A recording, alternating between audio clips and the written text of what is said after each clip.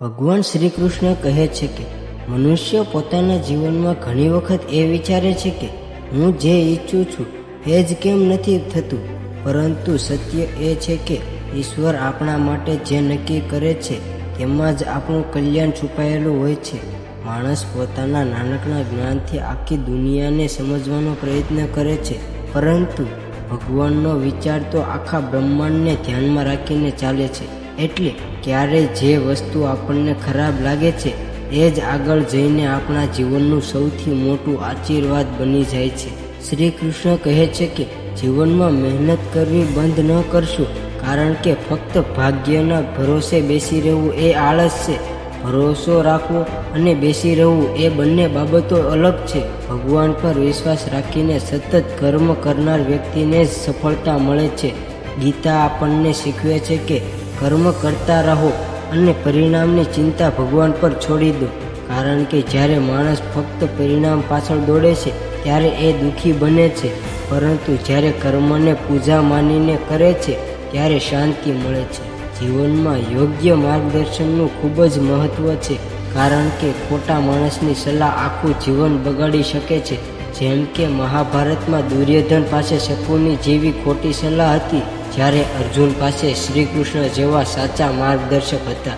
એટલે અંત જીત સત્યની જ થઈ. જીવનમાં પણ એવા લોકોની નજીક રહેવું જોઈએ જે આપણને સાચા માર્ગે લઈ જાય છે, કારણ કે મિત્રતા એ નથી કે કોઈ તમારી દરેક વાતમાં હા પાડી દે. સાચો મિત્ર તો એ છે કે ખોટા રસ્તે જતા અટકાવે.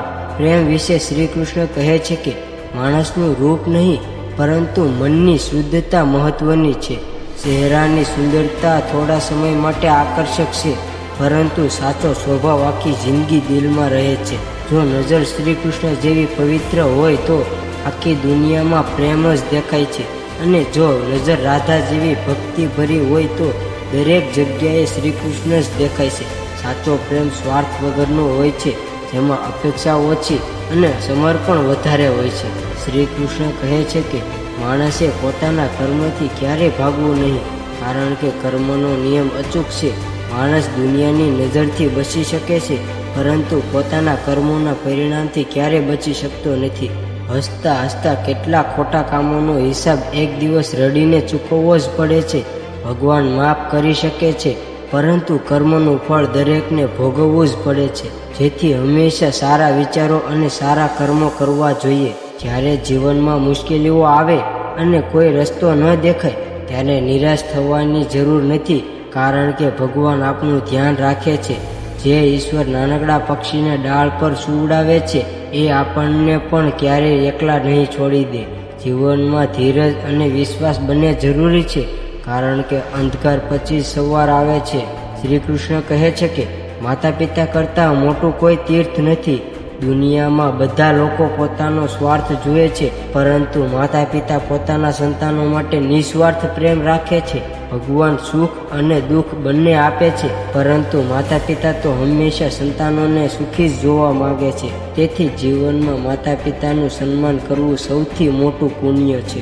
જીવનમાં ઘણી વખત લોકો કાનમાં ઝેર ભરે છે અને સંબંધો તોડી નાખે છે. તેથી હંમેશા કામ કરનારની કદર કરવી જોઈએ, કાન ભરનારની નહીં, કારણ કે જે માણસ સતત બીજા વિશે ખરાબ બોલે છે એ ક્યારેય કોઈનું સારું નથી ઈચ્છતો. સાચા માણસની ઓળખ એ છે કે લોકો જોડે છે, તોડતા નથી. શ્રી કૃષ્ણ કહે છે કે સુખ બહાર નથી, પરંતુ આપણા મનમાં જ છે. ઇતિહાસ કહે છે કે ગઈકાલ સારું હતું અને વૈજ્ઞાનિક કહે છે કે આવતીકાલ સારું હશે, પરંતુ ધર્મ કહે છે કે જો મન શુદ્ધ હોય તો દરેક દિવસ સારો જ બને છે. માણસ બીજાના સુખને જોઈને દુઃખી બને છે અને પોતાની પાસે જે છે એની કદર કરતો નથી. પરિણામે આખી જિંદગી અસંતોષમાં પસાર કરે છે. મહાભારત આપણને શીખવે છે કે ખરાબ વ્યક્તિને ફક્ત સમજાવવાથી સુધારી શકાય નહીં. જો સમજાવવાથી બધું સારું થઈ જતું હોય તો શ્રી કૃષ્ણને યુદ્ધ કરવાની જરૂર ન પડતી. તેથી જીવનમાં ક્યારેય અન્યાય સામે લડવું પણ જરૂરી બને છે. સત્ય માટે ઊભા રહેવું એ જ સાચો ધર્મ છે. જીવનમાં સૌથી મોટું કુરુક્ષેત્ર આપણું પોતાનું મન છે.